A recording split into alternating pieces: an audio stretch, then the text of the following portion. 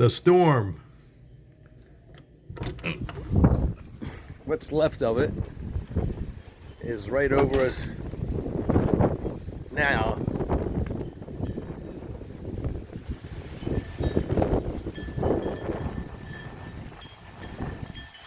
My figs are taking a tremendous beating. I've got them staked up as I usually do, but look at that. These things are unavoidable when growing figs sometimes out in the countryside. All these beautiful figs, I think they'll make it. So many. And the harvest of this particular variety is not far away. How many times during my lifetime have I suffered adversity when trying to grow my figs, and just before the harvest, heavy rains and heavy winds blowing everything apart here.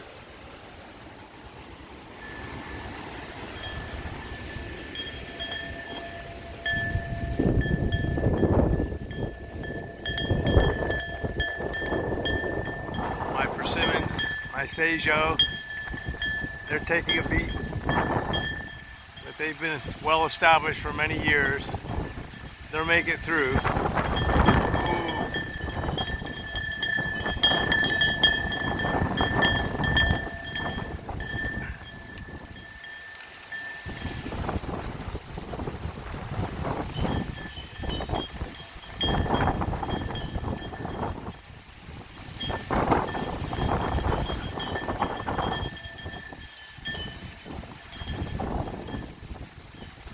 Thought I'd take a short video. Here the old work are beginning to ripen. Fortunately, I don't have too many that are ripening yet, or they'd all be ruined. And the Celeste haven't started either, not yet, but they will any day. This 3rd of August.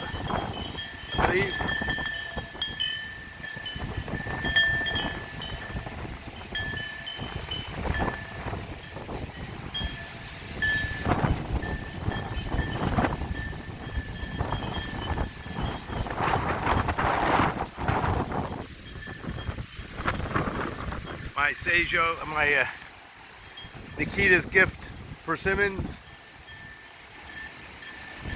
which have an abundance of fruit. Got it tied up, as I've done many times over the years to protect my fruit trees from events like this. Doing a good job holding it together. Hopefully all of this fruit will come into fruition in the future. Here's a bunch of Black Marius. Black Greek Marius.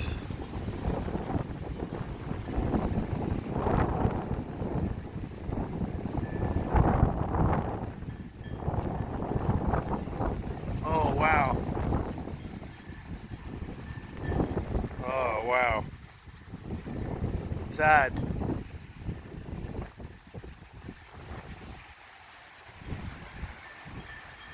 These figs that are getting ripe.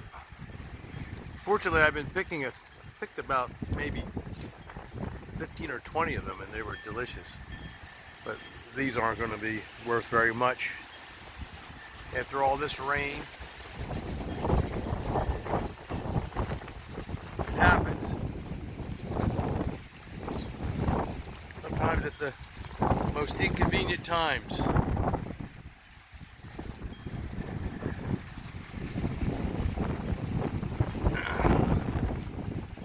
Hey, there's always a silver lining to any cloud, right? To any dark cloud. Wow. What a pleasant surprise. Ladarula. Always reliable, even in a hurricane. Wow. rain has pretty much stopped. And I've got 8 inches of rain. I've got gauges. And that's so far. And it's not over yet. Got a lot of rain. Tremendous amount of rain. And I've got some trees in here. Oh God. That are pretty much out of this mess. And that's a good thing. And so I'm looking forward to some tasty figs later today. Ah, look at that. You see? Optimism is a tremendously good force. I'm optimistic. Better days will come. This too shall pass. And I'll survive, and many of my figs will survive. And I've got plenty of them here that I'm looking forward to devouring shortly. Mmm. Mmm. Oh, well. The winds come through here, and it's come through here hard. And so have the rains. But we're making through this one. Here's another fig, a Pond's fig. One of the earliest. I reserve a time in the future to talk about this. I ate one of these yesterday, and I was very, very, very, very impressed with it. When properly ripened and properly fed with the proper nutritious mixtures, and allowed to ripen fully, I'm very, very, very impressed with that variety, especially when it's early. I'll mention it again. Oh wow. Well, I better just lay this down here. Leave it down. My Battaglia Green, which is an Adriatic type. All very basically similar to one another. Hasn't started ripening yet. The late variety, all of the Adriatics are. No exception. All of them. Like the Shea Green, JH Adriatic, and all of these other named Adriatics. Strawberry Verte, and some others. Essentially all the same. Not much difference between them. All good. All very, very, very delicious as a classification of figs. And rather winter hardy too. I have good luck with them. But they're late. And so they're very suited for container growing. Unless you happen to live in the right regions of the country where you have an early and late season, which here in New Jersey I do not. Hey, oh, here's one that. Oh goodness, look at that. Oh, I just can't leave that there. That's ready to eat. I can't even pronounce it. What is it? The trace of splice or. That's a French fig that is acknowledged as by many in the fig community as one of the earliest bearing fig trees, and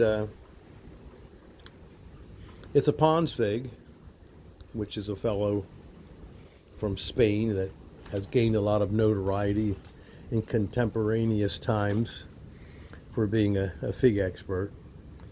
And this is one that I believe he's recommended to a lot of growers because of its early characteristics. And it is early. I do not find it any earlier. It's delicious though. Slightly different than Ronde Bordeaux. definitely good when it's very ripe. I recommend this tree. I've been growing this tree for a couple of years, and this variety. And what I will say about it is early and it is very productive, but it is not earlier than my Ronde Bordeaux, and I know that for a fact. Last year it wasn't, and this year it isn't, and it has the same treatment, the same exact treatment, but my Ronde Bordeaux is a little before it. One of my favorite figs. I've said it 50 million thousand times, and probably will again, because I want you novice growers out there that are looking for a great fig tree to add to your collection, a reliable tree. This is it. But I love all of my varieties, and I've talked about, you can look at some of my other videos. I would love for you to look at some of them. And I've got videos about this, my Black Madeira. I've got several. And as far as a specialty fig, I absolutely love it and recommend it, and I'm able to grow it and get it to ripen on time in my climate. And you should be able to also.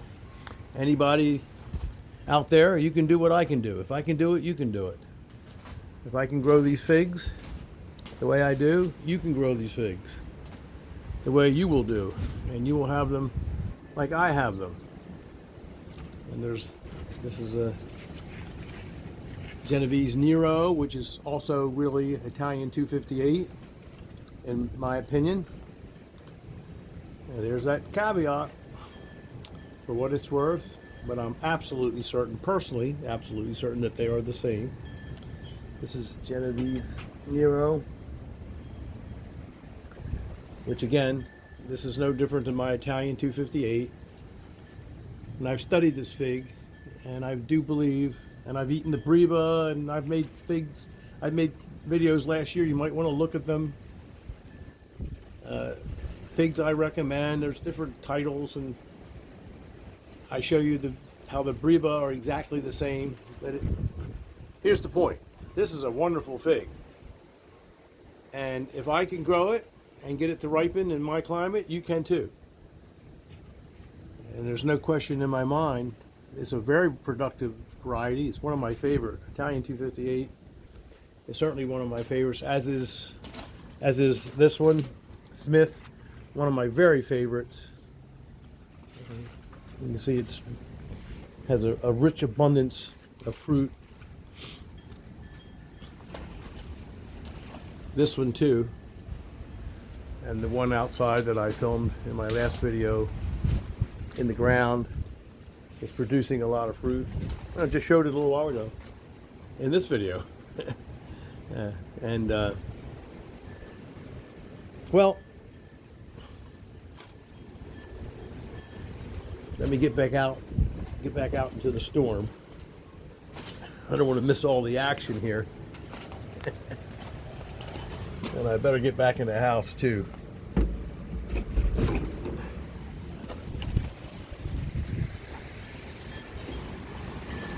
This is a setback, as often occurs in fig growing. Nothing unusual about that.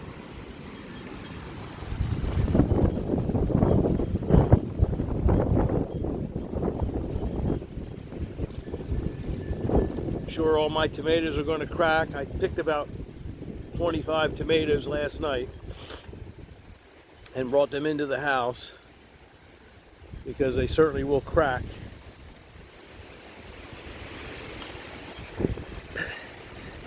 Better. I'm letting this one go to seed. My zucchini. I picked as many peppers as I could last night and brought them into the house. There's some cherry tomatoes. This is going to be a mini disaster when it's over. There's no question. But I'll get through it. I've got these staked up on little stakes, which really helps keep the peppers. Oh, wow.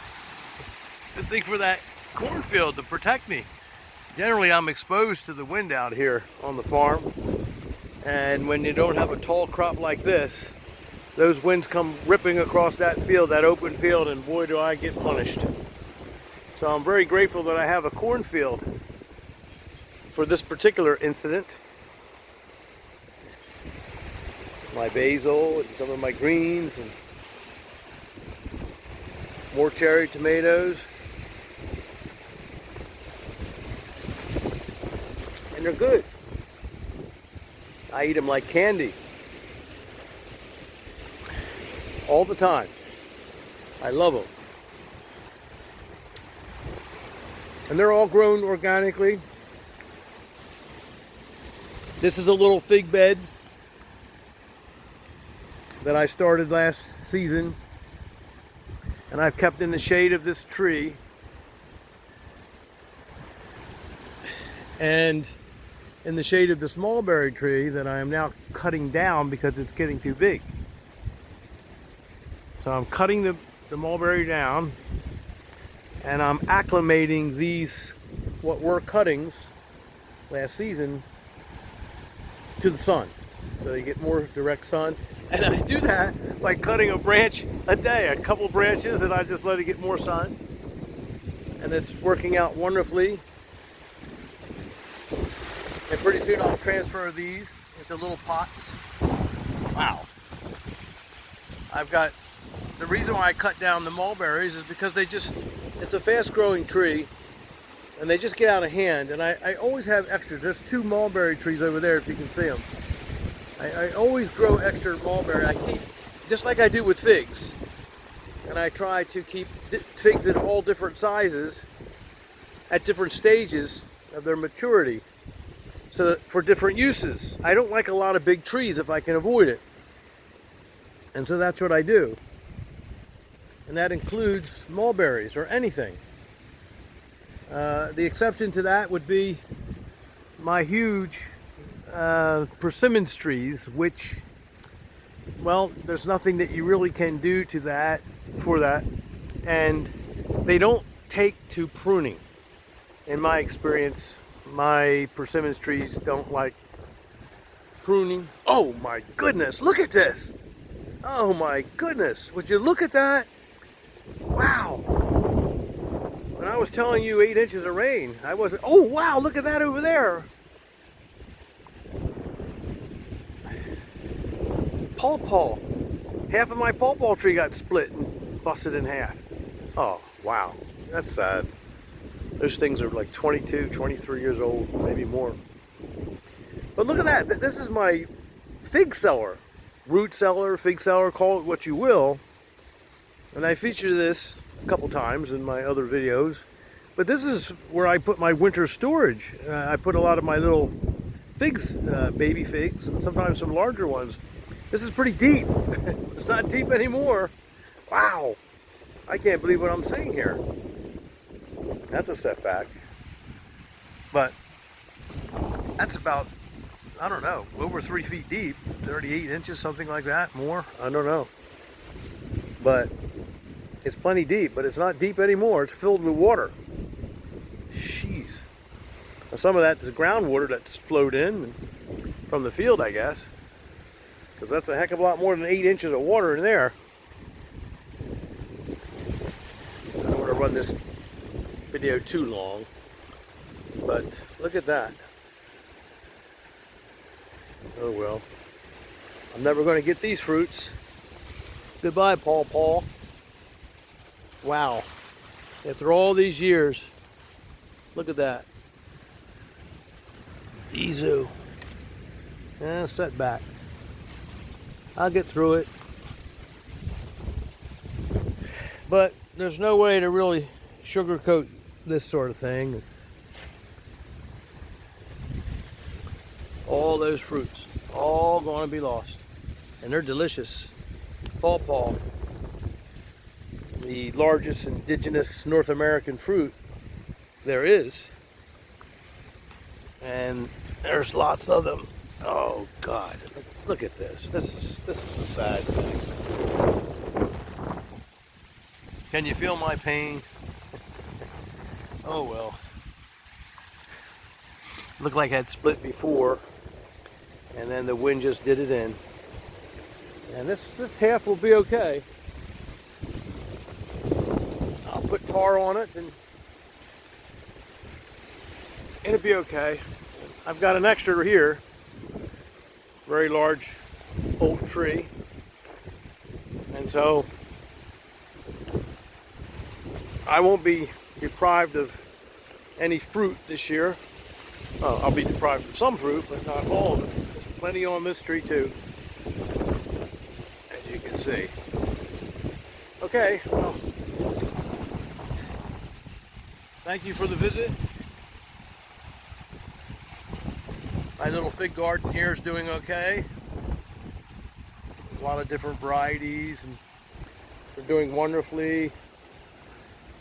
My yellow long neck here, that was featured in a few of my videos last year in the greenhouse, and too large to leave in there this year. I planted in the ground in the early spring, and it's got an abundance of figs on it, all of which will get ripe. Red Lebanese, Becca Valley. Oh, there's just a bunch. Holier, LSU. Holier is how I pronounce it. Holier, potato, who cares? This is LSU Tiger. And there's all different kinds here. There's some Smith trees that I grew up from little babies, and this is Improved Celeste. Different varieties. The ones I decided to keep. I get rid of a lot of varieties. I do. I've got all different types. If they don't pan out, hey, no dead weight. There's a great rule of thumb, I think, as a gardener, regardless of what you grow. No dead weight.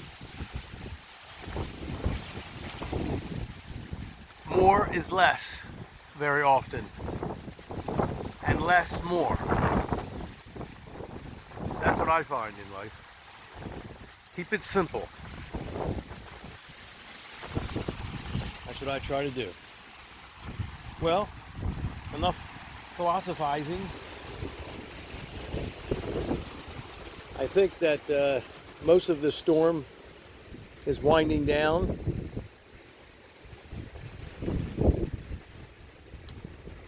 And so I fared pretty well. It could have been worse.